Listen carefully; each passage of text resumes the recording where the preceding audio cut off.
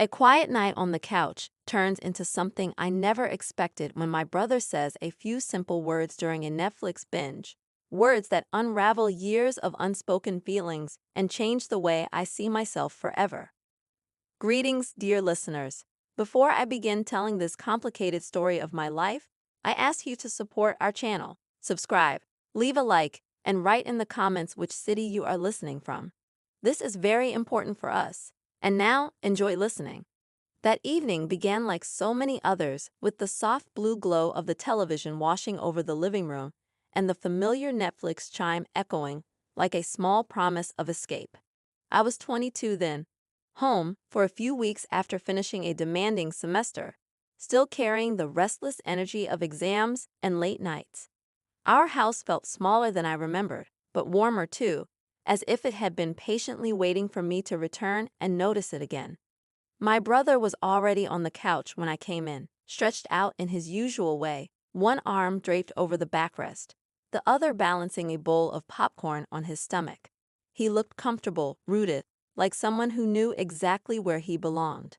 We had always been close in that quiet, practical way siblings sometimes are, bonded by shared routines rather than long talks. Still, there had been a distance lately, not hostile, just unexplored, like a room we kept walking past without opening the door. I sank into the other end of the couch, pulling a blanket over my legs. Outside, rain tapped against the windows, steady and gentle, turning the night into a cocoon.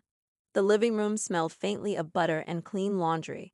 Netflix asked if we were still watching, even though we had barely started, and my brother laughed under his breath as he clicked play on a show we had both seen before.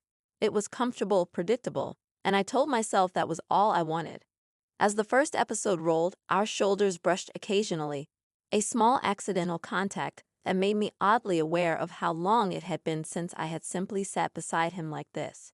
We exchanged comments about the characters, teased each other about always choosing the same genres. I noticed how his voice had changed over the years, steadier now, carrying a calm confidence I hadn't fully registered before. He noticed, I think, that I laughed a little too loudly at jokes, that I kept tucking my feet under myself like I used to when I was younger. Halfway through the episode, the power flickered for a second, the screen dimming before returning. In that brief darkness, something shifted. The rain grew louder, and the room felt closer, more intimate, as if the world outside had politely stepped back. My brother muted the TV, complaining about the storm, and then he went quiet. Not the comfortable silence we knew well, but something heavier, expectant. I glanced at him, ready to make a joke, and saw him looking at me with an expression I couldn't quite place. Thoughtful, almost nervous. It caught me off guard. My brother was rarely at a loss for words. "You know," he said slowly, eyes still on the blank screen, "I don't say this enough." I waited, my heart picking up speed for no clear reason. The room felt suspended, like the moment before a deep breath. "I'm really proud of you," he continued. "The way you keep going. The way you've become yourself." The words landed softly, but carried a surprising weight. Proud of you. Simple, ordinary words, yet they settled into me like warmth spreading through cold fingers. I realized how rarely I heard them, how rarely I allowed myself to believe them. From anyone, especially from him. I tried to respond casually, to brush it off with a joke, but my voice caught. I felt my eyes sting, and I hated that it surprised me so much. He noticed immediately, turning toward me, concern written plainly across his face. "I mean it," he added gently. "Growing up, I was so focused on my own stuff. I didn't always see you, but I see you now." Something in me shifted then, a tight knot loosening. I thought about all the nights I had doubted myself, all the moments I felt invisible, even in rooms full of people. Hearing him acknowledge that without drama or expectation felt like being given permission to breathe differently. I nodded, swallowing hard, the glow of the TV reflecting in my eyes. Outside, the rain slowed, each drop distinct, as if the world itself was listening. We sat there, side by side, not touching now, but closer than we had been in years. The show resumed eventually, the characters carrying on with their fictional problems, but I barely followed the plot. Instead, I sat with the realization that sometimes the most unexpected moments arrive wrapped in ordinary routines. A couch, a blanket, a familiar voice saying something it should have said long ago. And in that moment, watching Netflix with my brother, I discovered a new way of seeing myself through eyes that had always been there, waiting for me to notice. The episode ended without either of us noticing. The familiar Netflix prompt hovered on the screen again, asking if we were still there, and this time neither of us rushed to answer it. The room had changed somehow, as if the air itself had softened after his words. I leaned back into the couch, feeling the fabric warm beneath me, and let out a slow breath I didn't realize I'd been holding. My brother finally reached for the remote and lowered the volume instead of starting the next episode. He shifted his weight, turning slightly toward me, not intruding, just present. That alone felt new. For so many years, our conversations had been about logistics. Who was picking up groceries? What time dinner was? Who borrowed whose charger? Now there was a quiet openness between us that felt both fragile and honest. "I didn't mean to make things heavy," he said with a small smile, rubbing the back of his neck the way he always did when he wasn't sure how something landed. "You didn't," I replied quickly. "It's just, I guess I didn't know I needed to hear that." Saying it out loud felt like stepping onto unfamiliar ground, but he nodded, understanding more than I expected. His expression wasn't triumphant or relieved. It was thoughtful, respectful, like he was holding something important and didn't want to drop it. We let the silence return, but this time it was different. It wasn't empty. It was full of things we didn't have to explain. I watched the rain trail down the window in thin silver lines, tracing paths that disappeared into the darkness. The house made its usual night sounds, a creak here, a soft hum there, comforting in their familiarity. "I used to think," he said after a while, "that being the older one meant I had to have everything figured out, that I couldn't say the wrong thing or admit when I didn't know how to help." I looked at him, really looked at him, noticing the faint lines at the corners of his eyes, the signs of responsibility and time that had crept in while I was busy growing up myself. He wasn't just my brother in that moment. He was a person, learning as he went, just like me. "I always thought you had it all together," I admitted. "You were the example, the one everyone pointed to." He chuckled softly, shaking his head. "Funny how that works. I was watching you from the sidelines, thinking you were braver than you realized. Going after things I was too afraid to try." That surprised me more than his earlier confession. Braver. The word echoed in my mind, settling somewhere deep. I had spent so much time measuring myself against expectations, against imagined standards, that I hadn't considered how my choices might look from the outside. The next episode started automatically, but neither of us paid attention. The characters' voices blended into background noise as we talked slowly at first, then with more ease. We spoke about small things that suddenly felt important. My classes, his job, the pressure we both felt to become versions of ourselves that made sense to other people. At one point, he stood up to make tea, moving quietly, as if afraid to break the mood. I listened to the kettle fill, the click of the stove, the familiar domestic sounds rounding us in the present. When he returned, he handed me a mug without asking how I took it. He remembered. That simple detail made my chest tighten. "Thanks," I said, wrapping my hands around the warmth.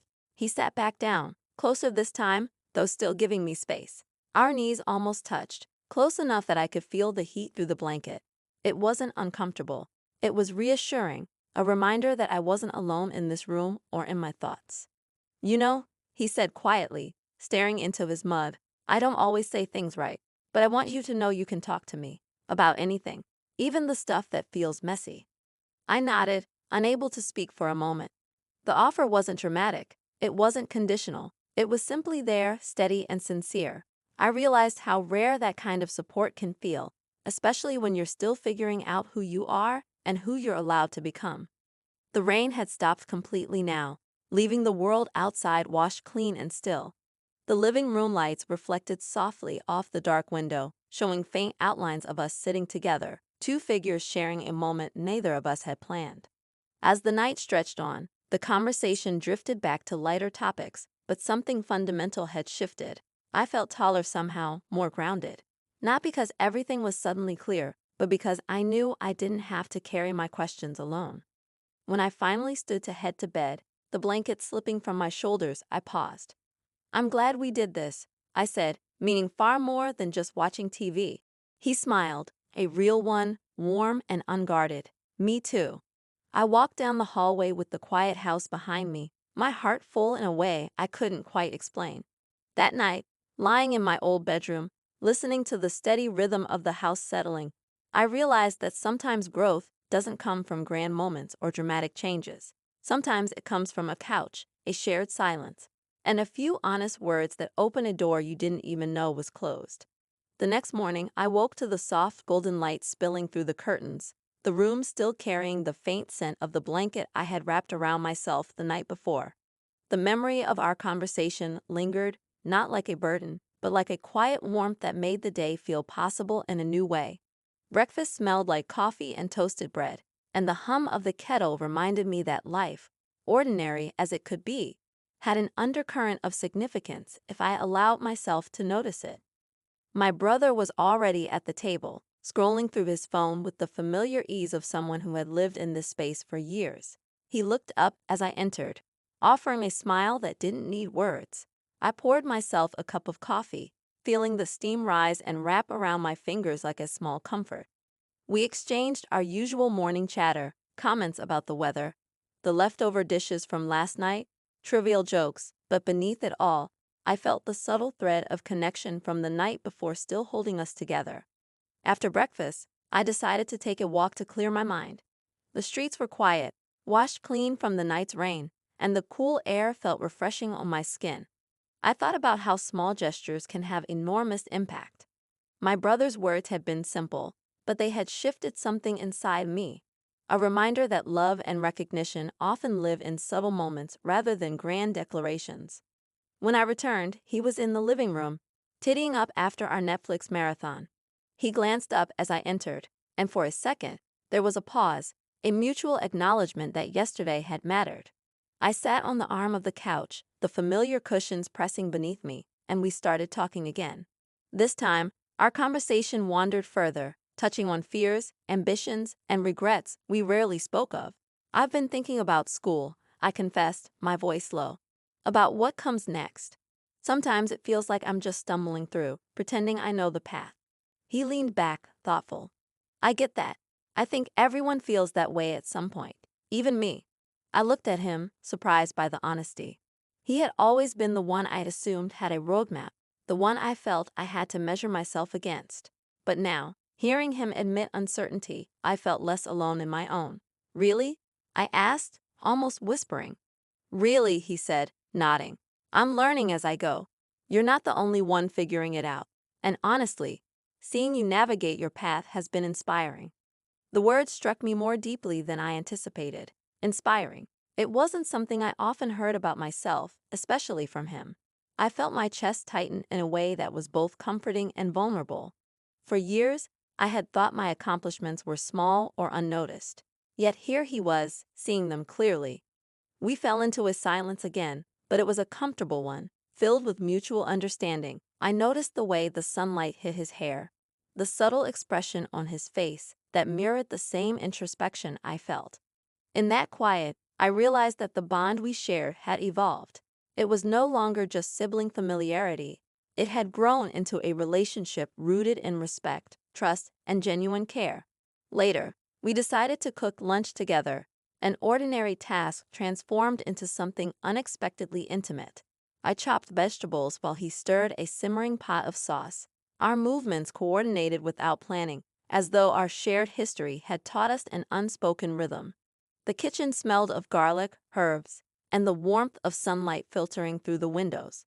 We laughed over small mistakes, a spilled carrot, a clumsy flip of the pan, but the laughter didn't feel forced. It felt like release, like the room itself was smiling with us. As we sat down to eat, our conversation drifted back to memories, childhood stories, awkward moments in school, family traditions we had both cherished and sometimes ignored. He shared a memory I had forgotten, about the time he had stayed up late helping me with a project I had abandoned, and I laughed, surprised by his recollection. "I don't even remember that," I said, shaking my head.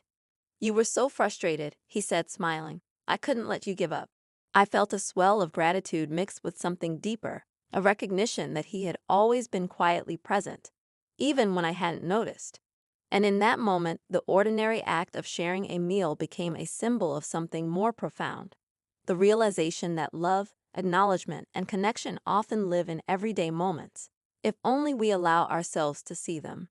After lunch, we moved back to the living room, sinking into the couch with cups of tea in our hands. The sunlight had softened into a lazy afternoon glow, casting long shadows that stretched across the carpet. I felt a shift inside me, a calm certainty that, whatever challenges lay ahead, I wasn't navigating them alone. My brother's words, his presence, had unlocked a sense of security I hadn't realized I craved. We watched another episode, this time with the quiet hum of contentment between us. Our shoulders brushed occasionally, not accidentally, but intentionally, a silent acknowledgement of the bond we had strengthened. And as the credits rolled, I realized something essential. Personal discovery doesn't always come from dramatic moments or life-altering events. Sometimes, it arrives wrapped in quiet afternoons, shared laughter, and the unspoken reassurance of someone who has always been there, quietly rooting for you. By the time evening arrived, I felt transformed in ways both subtle and profound. Sitting there with him, I understood that love and connection often appear not as grand gestures, but as small, persistent truths that shape the way we see ourselves. And in the gentle cadence of an ordinary day, I discovered something extraordinary. The quiet, enduring power of being seen and valued by the person who has known you the longest. The house was quiet that evening, the kind of quiet that feels full, not empty. Outside, the sky had darkened to a deep indigo, and the last traces of daylight lingered in the clouds, casting a soft glow across the living room. My brother and I were back on the couch, the ritual of Netflix and blankets resumed. But this time it felt different. It wasn't just a routine, it was a shared experience imbued with the awareness of what had shifted between us. As the opening credits rolled, I caught myself studying him without meaning to. There was a calmness in his eyes, a patience in his posture that seemed to mirror my own evolving sense of self.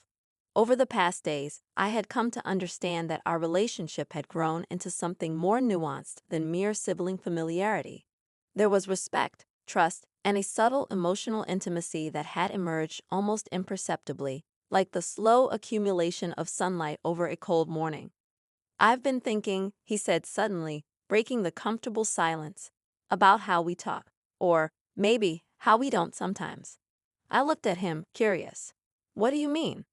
He set his mug on the coffee table, fingers lingering on the rim. "I mean, I want us to be able to say the things that matter.